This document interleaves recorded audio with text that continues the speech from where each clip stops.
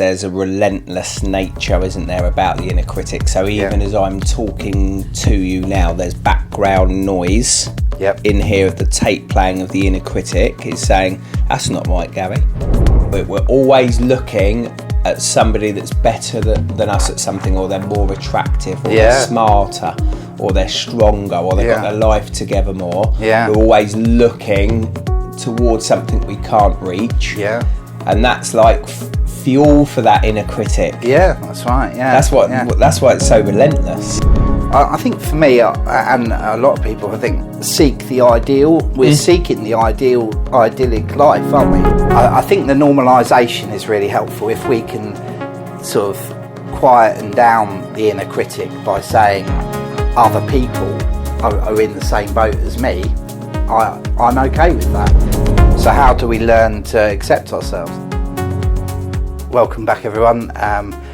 We are here again talking about the inner critic today, the self-critic, and we just want to see where it goes and explore the topic openly, vulnerably, and realistically about what happens in our brains, and hopefully you'll relate. Okay, enjoy. Hi Gary, good to see you again. Yeah, you too, John. So the inner critic then. So what's it like for you? Is there much of an inner critic going on in your head? Yeah, I think in a way, for me, but also when I chat to others, it doesn't really stop. No. Like that tape playing that you were suggesting earlier, like the idea of a tape playing, and similar for me, and similar for other clients that I talk to. It never really stops. There's a relentless nature, isn't there, about the inner critic? So even as I'm talking to you now, there's background noise in here of the tape playing of the inner critic. Is saying, that's not right, Gary. Like, no, it does stop. Or it stops for other people. Or what about when you're sleeping? It must stop then. What are you talking about? You're talking rubbish. So that, like, it's, for me, it's constant. As I'm talking to you, it's like background noise. And it won't leave me alone. No, that's it. It's mean. It's. I agree. It's very much the same for me, really. It's constantly there. It's constantly telling me I'm rubbish. I mean, why is it as well that it's a critic? Why can't it be positive? Encourager or something. In an encourager. Oh gosh, you did a great job there. Like, I guess for me the reasoning is because I've had, I've noticed that I'm not as good as other people, and I think we were saying before, it comes from comparison ultimately, doesn't it? Where you notice someone else is doing something better than you can. And therefore, the critic sort of uses that as ammo, really. Feeds it, doesn't it? It feeds it, and therefore the voice, becomes quite prominent that you're rubbish and you can't do something well and that type of thing. And why do you think we compare? Is it just something about being human? Like, what gets us into it in the first place? When did you start comparing? Is there an awareness in your life of, this all started back at primary school at age 5 or 6? That's what I started comparing. I think for me, when I was playing out on the green where I lived, I was comparing myself to other sporty kids that were older than me and were better at football than me. As I've said time and time again, like, football seems to be a massive thing for me, because it was such a prominent thing on the green where I lived, because it was a circle of houses with a green in the middle, so all the kids were out there all the time. I just noticed everyone was better than me, and I received some negative feedback on my football performance, I think. So it's when people start speaking negatively to you. You can internalise that. I guess as a primary school kid, you learnt that you weren't as good as everybody through watching what was going on and trying to play football, but then also from people's comments that were negative. And then you internalised that, and then you started making these comparisons. And my guess is, if you reflect back on it, you'll remember, like, even visually, you reflect back, go all the way back into primary school. You'll visualise and you'll remember it, and you can see the field and all the players. and you'll go immediately to the best players. Yeah, because that's what we do. You see. That's right. Yeah. You won't go to the worst players. The players that weren't better than that were worse than you. My head, when you were saying that, went straight to a chap called David Winchester, who was like had bright blonde curly hair, blue eyes. It was amazing at football. Would just take it round everyone's and getting it in the goal. And there you go. Can you see how it works? Yeah, that's right. You didn't go to the kid that was left out a little bit, or didn't join in very much, or didn't want to play, or receive the criticism for others, and wasn't very good, or kept falling over, and you probably wouldn't even remember his name. No. Whereas this other lad, his name came to you like that. And the way his face was, and the look of him, that's right. So I think we all sort of end up looking up. Well, I guess people end up looking up to people. I know that I feel like I do that quite a lot, though, more so than other people. Well, that's the inner critic itself. That's right. You do this more than everybody else does it, John. But I'm not sure that's true. My experience of rubbing shoulders with human beings is we're always looking at somebody that's better than us at something, or they're more attractive, or they're smarter, or they're stronger, or they've got their life together more. We're always looking towards something we can't reach. And that's like fuel for that inner critic. That's right. That's why it's so relentless. That's right. And even if we were up there in all of these things, even if you were amazing at football, you were the best videographer ever, like you had this list and you were maxed out at everything, you'd still be wanting to be like God. That's right. Because like you're never ever good enough. I think there is a deep sort of element of pride in us, isn't there, where we want the glory. We want to be the one spearheading a group of people to victory type thing. We want the praise. But you wanted to be this lad with the blonde hair and blue eyes. I wanted to be him. Took on every player and scored all the goals. That's it. Because I want to be looked up to. I want to be praised. I want to feel good about myself ultimately. But really, you had no idea about this lad's life outside of the football pitch, did you? He could be getting beaten up at home. You would have had no idea. No, that's right, exactly. But you just wanted that one portion of his life. That one bit.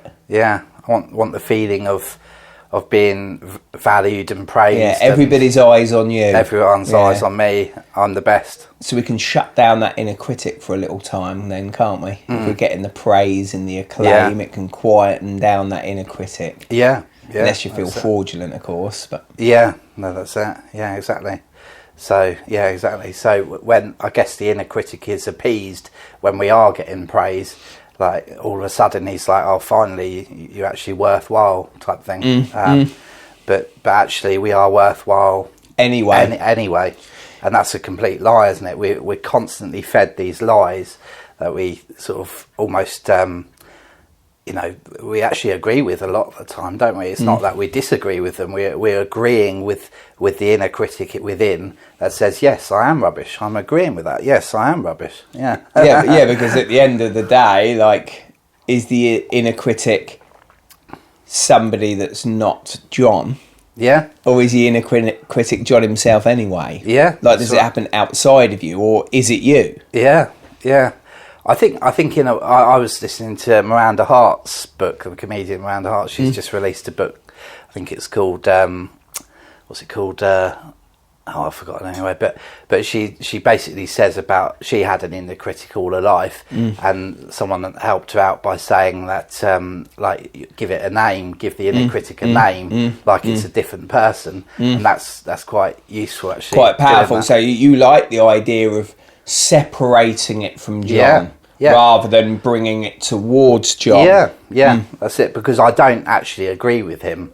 I started calling him Ben. Sounds a bit sort of schizophrenic or whatever, doesn't it? But yeah. If it's not you, if Ben's not John, who is Ben? Ben is not a very nice person who is ready to sort of slag me off at his earliest convenience with whatever I do, whether it's actually something good. Like even if I'm doing something good, Ben still slags me off. And of course, when I do something that I don't think is great, then Ben will really jump on the back of that and tell me that I'm doing what I'm doing is completely wrong and I'm rubbish and I'm useless and I should just give up. And if I agree with that, that becomes quite dangerous, really. Yeah. So would you say that if Ben is not Jon, then comparison or your view of society has created Ben? Yeah. Like, so Ben is a version of a, you know, he's been created by Jon's interpretation of society, and Jon comparing himself to others has created Ben. Yeah.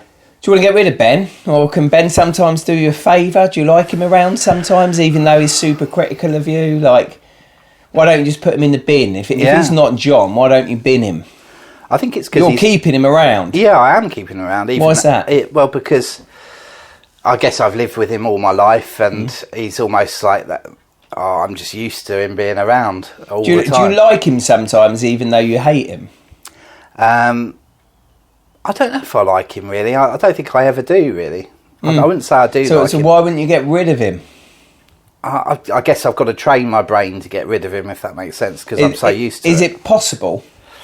I think it is. I think this is where I think if you mentally establish the fact that Ben is there, and you remember he's there, and you continually remind yourself to sort of separate the two voices from your own voice and Ben's voice, then I think potentially, it is possible. Yeah. Can you turn Ben into a friend? Like, can you work with him? So if he's saying you're no good, like, I don't know what's Ben saying right now in this moment? Ben's saying you're getting distracted by the car alarm, like, oh, you're not giving people enough value in this video. That's the type of thing he's saying. Yeah, so instead of binning him off, how could you work with him? Because he's trying to indicate something to you, isn't he? Like, he's being critical, but can you work with him, or is it like, no, I just need to shut him out and concentrate? I think for me, it's like Gary and these I just want to shut him out. I don't really want him there. I just want to feel at peace and relaxed and not under pressure. It's the pressure that really annoys me about Ben. But isn't in that moment he's communicating with you now? Isn't he right?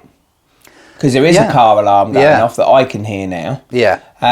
So Ben's saying there's a car alarm going off and it's causing you to be a bit distracted. Yeah. Therefore, you won't be able to connect with people that are watching this in the way that you want to. Yeah, because part of you's outside the room now with a car alarm. Yeah. What would stop you saying, I don't know, Ben, look, you really piss me off. Yeah. But part of you's right. That car alarm is distracting me. Yeah. Also, it's causing me to think I'm not going to connect with the viewers in the same way when I'm distracted. Yeah. You're right, Ben. Yeah. Then if you tell Ben he's right, what does he do next? Well, like, tell him now. Yeah. Like, make it live. Well, you're right, Ben. There is a car alarm going off. I am feeling pressured to give people value in this podcast. And you're right. And I guess he sort of goes quieter in a way. So have you just quietened him down? Yeah, by acknowledging, yes, you are right, but I'm going to carry on. Yeah, and what does he want to do or say now? Like, bring him back in. What's he doing or saying now? Well, he just sort of says you can't carry on. You're not great and that type of thing. Yeah. Okay, so again, acknowledge it. Yeah. I know I'm not great, and you're hitting a hard part of my life here now, Ben. Yeah. By saying that I'm not great, like, you've gone a bit deeper now. It's not about a car alarm. Yeah. You're hitting a very difficult part of my life by saying that. Yeah. That upsets me when you say that. Yeah. Then what would he do? I guess he's just. Sorry, say that again. So what's happening? What's happening? Let's make it live. I guess I'm just feeling quite pressured. Like I'm feeling a bit tired, so I'm finding it a bit hard to process and things like that because I was up early every day this week. Slow down, Jon. Yeah, let's take all the pressure out. So how can we slow down and take the pressure out? Well, just by not feeling like I've got to perform, I guess. So you don't need to perform. Yeah. So if I don't need to perform, then I feel a lot calmer, and that's fine. It's just, I guess, because you're asking me questions, my brain's finding it hard to sort of process it quickly, and therefore my Ben is telling me you're not doing it fast enough, and then the fact he's talking to me distracts me from the actual conversation. So the inner critic is telling you, so Ben is telling you that you have an inability to process something fast. Yes, yeah. That's okay. We all process at different speeds. Yeah. Why is that not okay? Because other people process things really fast and I don't. So what? So what?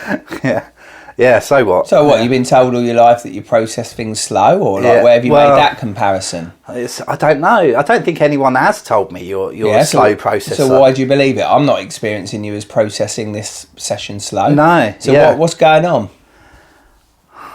I don't think it's a lie then, isn't it? I mean, I can't remember anyone saying that. Why do you believe that lie? Because I think other people, when I've observed conversations like this, I feel like other people respond with something really sort of valuable and in depth. So it's what you're saying. It's not the processing. Yeah. It's like the quality of what you're saying isn't enough, or the quality of what I'm saying isn't good enough, and people won't get any value from this video or podcast. And that inner critic is very right there. Pressurising. You're it's right. Incredibly pressurising. There's loads of pressure you're applying to yourself. Yeah, that's right. And why are you out there to kind of please others or provide something for others? Why do I care so much about them? I mean, I know we should care about other people, but it's almost like I go to the other extreme of like I've got to really people please. I think people pleasing is probably a big factor, actually. That all my life I've felt like I've got to please the teachers, I've got to please my mum, I've got to please my dad, got to please God, I've got to please my friends, I've got to please you. Like, do you know what I mean? And if you don't, and if I don't, then I could enter into confrontation. I guess that's a thing. I don't want to enter into confrontation. I hate confrontation generally.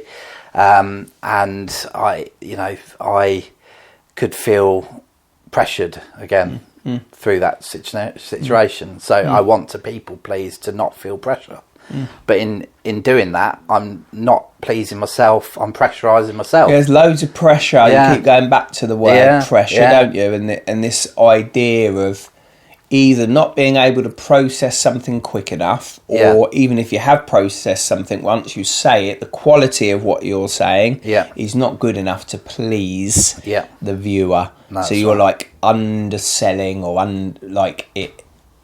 Yeah, you're not providing people with what they need as they watch this. That's right. Yeah, you're falling short. Yeah, that's right. Yeah, what you're delivering is falling short. Yeah, it's not meeting the needs in other people. That's right. And I guess I've felt like I've fallen short in a lot of areas of my life. It's not just this conversation, but it's sort of, it could be at home or whatever. I feel like I fall short a lot. So that sort of increases Ben's sort of ammo or fuel. Yeah, his influence over you, and that's one of his main themes, is it? Like reminding you that you fall short in everything. Like you fall short in your ability to process something fast. You fall short in the quality of your answers.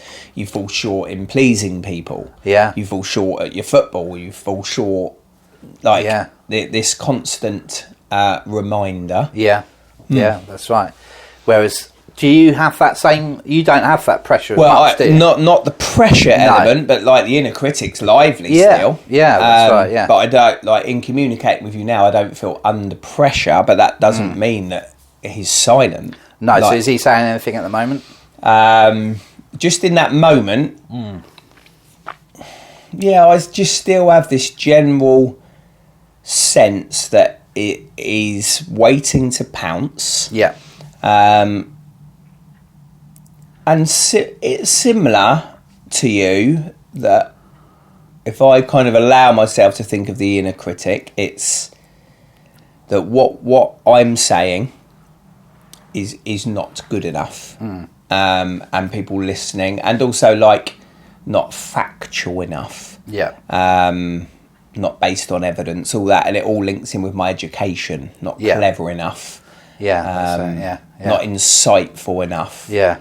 But he's not so loud in your head that you're getting distracted. I don't feel so. That pressure you talk about, it's not that. I don't feel pressurised in this interaction with you. What was my feeling? My feeling is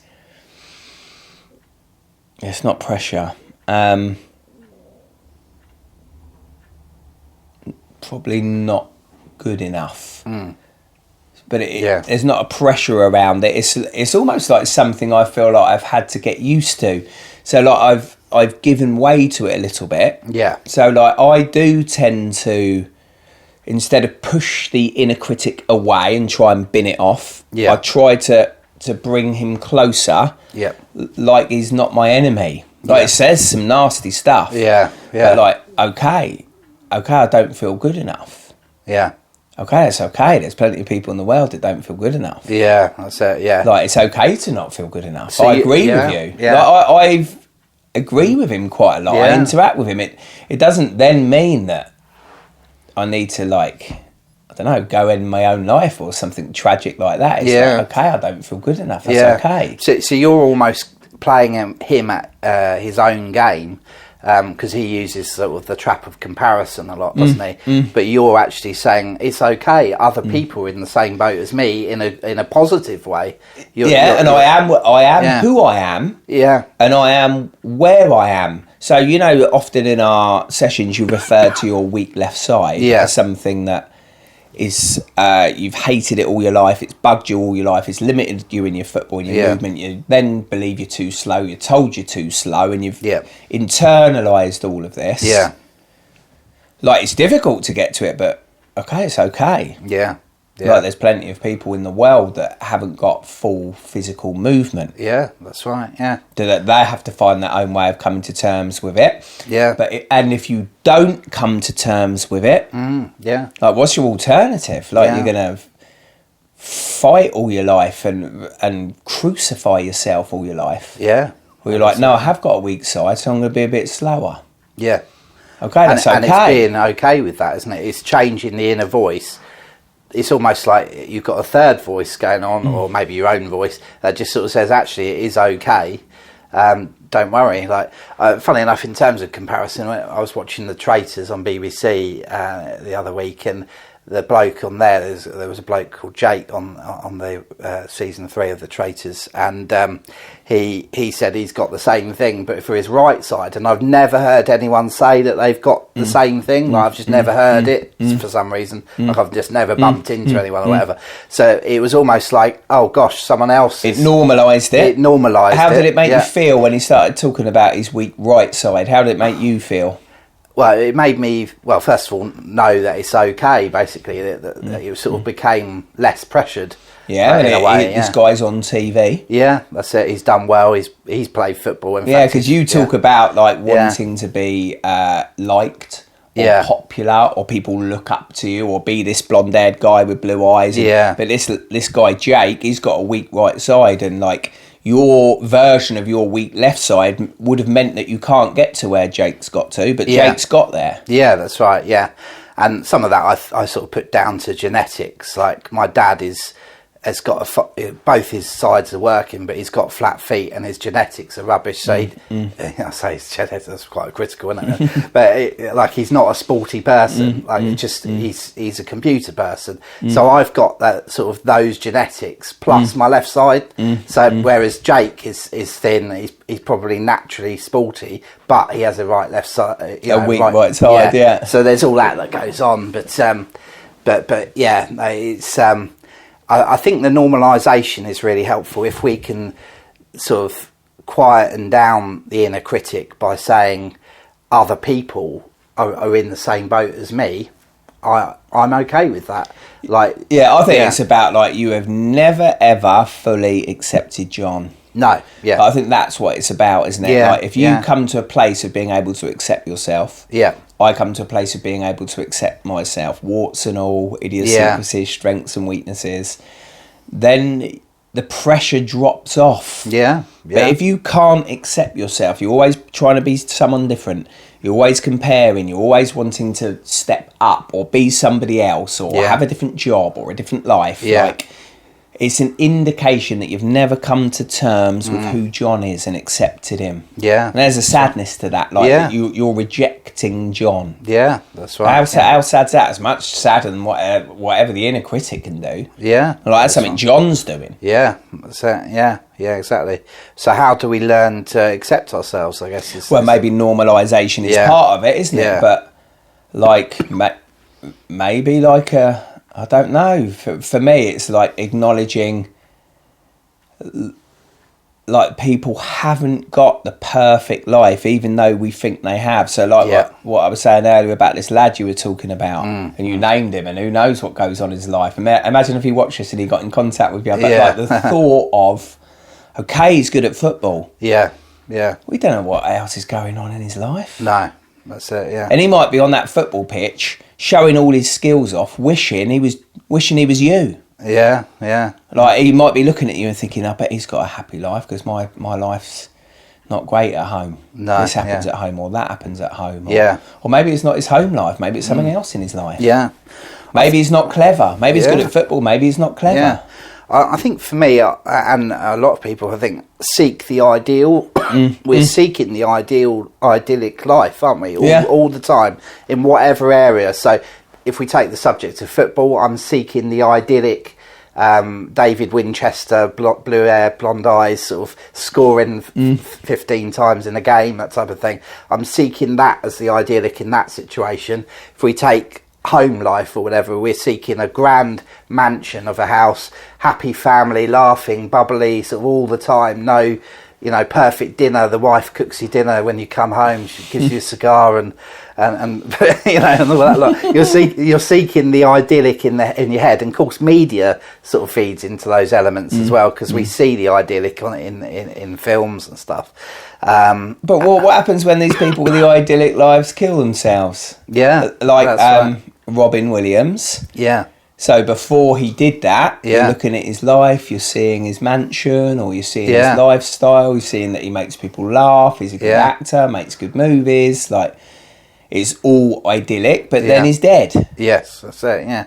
Because so it's not idyllic. No, that's right. So it's for no one. No, that's it. So really it's smoke and mirrors, isn't it? We're chasing an empty dream, a dangled carrot in front of us. So why don't we just say, let's get rid of the dangled carrot and just be happy with who we are, where we're at. We might not have life perfect, but that's fine. Just enjoy life as we are. Why don't we say that, and why isn't that the prominent thought in our heads? Because I'm probably going to walk out of this room and still go seek the idyllic. Do you know what I mean? Yeah, but and still never get there. And like, why isn't the idyllic? I don't know. Trying to laugh in a day, rather than I've got to be this person, or I've got to be good at sport, or I've got to, like, these really unrealistic things that feel like they're miles away. Why don't we just kind of strip it back and think, today I want an opportunity to be able to laugh, just love a bit better, or not take myself quite so seriously, or exactly, do something kind for someone. Why are we like, I don't know, I've got to be, I don't know, Cristiano Ronaldo or something. That's it, Is he happy? Yeah. Do you look at him and think he's happy? On the face value, you do. I think that's the trouble. We're all thinking about the face value, aren't we? So we're thinking about the Instagram picture perfect sort of what we see on Instagram. We think is the reality subconsciously, even though deep down we probably know it's not. We still sort of think it. Do you think he's got an inner critic? I wouldn't have thought his critic is as bad as mine. I think his critic's quite lively. Right, okay, because he's got to be the best, doesn't he? Yeah. So what happens when his body starts to give up? Yeah. And he's not the best anymore, which he's not. No, that's right, yeah. So now what happens to him? Yeah. What happens to his inner critic? It gets louder and sort of more angry at him. Yeah. And imagine if you have been the best, when you fall off that pedestal and you're not the best anymore. Yeah. Well, that's a feeding ground for that inner critic. Yeah, like Usain Bolt's fastest man in the world. Yeah. Well, he's not going to be the fastest man in the world when he's 80. No, that's it. Or if he's in a car accident and he can't walk anymore, what on earth does that do to someone? I don't know. I mean, I've experienced an element of that, but on a very mild degree. Yeah, so in a way, you and me lucky. Yeah. Because we've never reached the pinnacle and whatever we've aimed for, so our drop's not as big. No, that's right, exactly. So like Ronaldo, Usain Bolt, they're really unlucky. Yeah. Because by the time they get older, what's going to happen to them? Yeah, they're going to feel very depressed and potentially commit suicide because they can't do what they used to do. And their critics shouting and screaming and saying you fool, you should be able to run around and kick a ball. Driving them into despair. Yeah. Driving them into despair. Yeah, that's right. Yeah, so we've all got them, haven't we? Yeah, that's it. So really, what can we do to help ourselves? Make peace with the inner critic. Yeah. Remember that other people are in the same boat. Normalise, normalise whatever we're feeling and say other people are feeling this. It's okay. Lower the pressure down, certainly for me. Mix it up with the inner critic. Sometimes agree with him if you do agree with him. But then disagree with him if you do disagree with him. Yeah. So if the inner critic right now says, Gary, you're a piece of shit. Yeah. I don't fully agree with that. No. So I might then think of all the areas of my life where I feel like a piece of shit and I'm a bit shitty and agree with parts of what he's saying. Yeah. But then I might be like, well, no, actually in this area, I'm not a piece of shit. No, that's it. So almost I'm like breaking it down a bit. Yeah. Almost like tell yourself to remember the good things about yourself and the good things about whatever that area is. And sort of sort of try and sort of extinguish the inner critic a bit. Yeah, really. or I've got a weak left side. I've never heard you ever in all of our sessions ever speak about your right side. No, that's true. Yeah, it's quite interesting, isn't it? Yeah, that's a like good point, when you used to come in here at the beginning of our counselling, you'd always come in and almost like identify yourself as I'm John with a weak left side. Yeah. You've never spoken about your right side. No, that's right. My right side is actually very strong. It's double the strength of my. So that's a positive. Like it can do a lot of things, really. Because I'm like I call this my spare side. So like this is actually quite a good side. Yeah, it's double as strong. Yeah, that's it. So why haven't I to compensate for your left side? Yeah, why haven't I focused on how good my right side is? I've got a flipping brilliant right side. Yeah, and we're not talking about avoidance here. You can agree with the inner critic. Yeah, I've got a weak left side. Yeah. And it's really hurt me down the years. Yeah. It's caused me to have a really low view of myself. Yeah. Just want to let you know, Ben. Yeah. I've got a strong right side because it's had to compensate for my left side. Yeah. And it's pretty decent, that. Yeah, that's right, yeah. And it still can do a lot of good stuff and I'm fine, yeah. Yeah, and how many people can effectively walk on one leg? Yeah. Yeah, exactly, yeah. That's it, exactly. So, yeah, that's great points, Gary, yeah. Yeah, and you could say, like, I mean, this is a little bit avoidant and a little bit denial, but, like, if you're a bit slower and someone's behind you, it's like, catch up, you're a bit slow. Yeah. Yeah, okay, sorry, my strong side is working hard. Yeah. My right side's working hard. Yeah. Focus on the good stuff, yeah. Yeah, that's it. And also, like, in that moment, be vulnerable and say, like, I think that's a big thing for me, is actually just opening up with someone and saying, I feel X, Y, Z. And in doing that sort of disarms the negative inner critic again. Yeah, and it'll bring the other person closer to you. Yeah, because vulnerability is magnetic, isn't it? Yeah, that's it. So actually saying in that scenario, I'm going to walk slower than you. I can't, run as fast as you can or whatever. And then it becomes okay then. It feels like the pressure goes for me when I say that. And I can just be me. I think that's the biggest thing. I just want to be me. Yeah, it's acceptance, isn't it? I just want to be me, but equally I don't accept myself, so it's like really confusing. So it's just trying to be accept me and verbalise the fact that I want to be me. And it's all right to strive, isn't it? But like it's a reminder to ourselves that ideal version of ourselves, even though it's okay to strive towards wanting something better for ourselves, that ideal version of ourselves will never exist. No, that's it. It's just an illusion. Yeah, that's right. Yeah, exactly.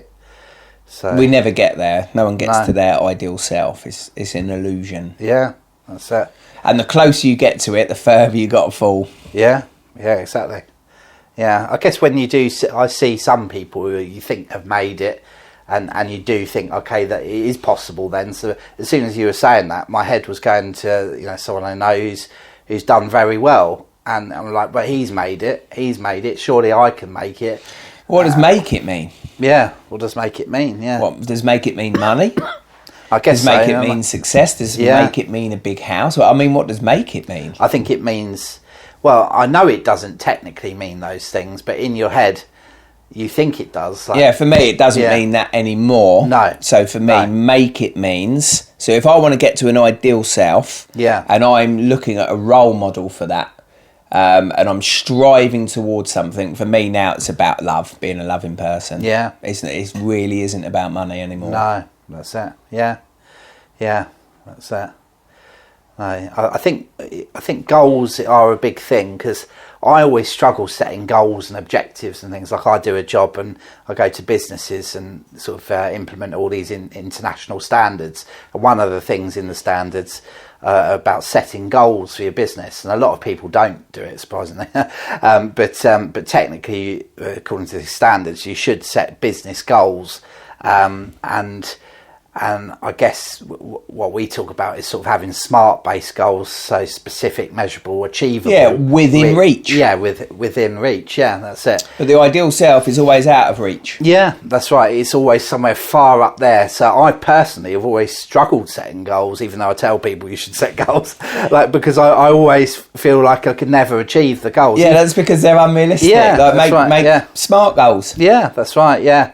Yeah, I guess in terms of like food and things, like if you're trying to lose weight, which I am, like my current goal is to try and stay around 2,000 calories, which is a realistic goal for the day. And you told me earlier you've been hitting that goal. Yeah, that's it. So you don't not make all of your goals. You're making this goal. Yeah, that's it. So the key is to try and just set smaller goals that are bite-sized, that are more manageable, and try and achieve those, as opposed to having the inner critic tell you, well, stuff that you've got to be Arnold Schwarzenegger by the end of the day or something like that. Like, you'll never achieve that. So it's like you've got to set yourself and he's probably not even happy stuff. Anyway. No, that's right. He doesn't. I don't think he is particularly happy. No, certainly his family life anyway. So. So no, good stuff. Well, thanks very much, Gary. Yeah, good to see you, John. Good to see you. Yeah, thanks a lot. All right, cool. Thanks ever so much for listening in. We hope you got something out this session. If you did, please do remember to hit the like, the follow, and the subscribe button, depending on the platform you're on. Thanks a lot. Bye for now.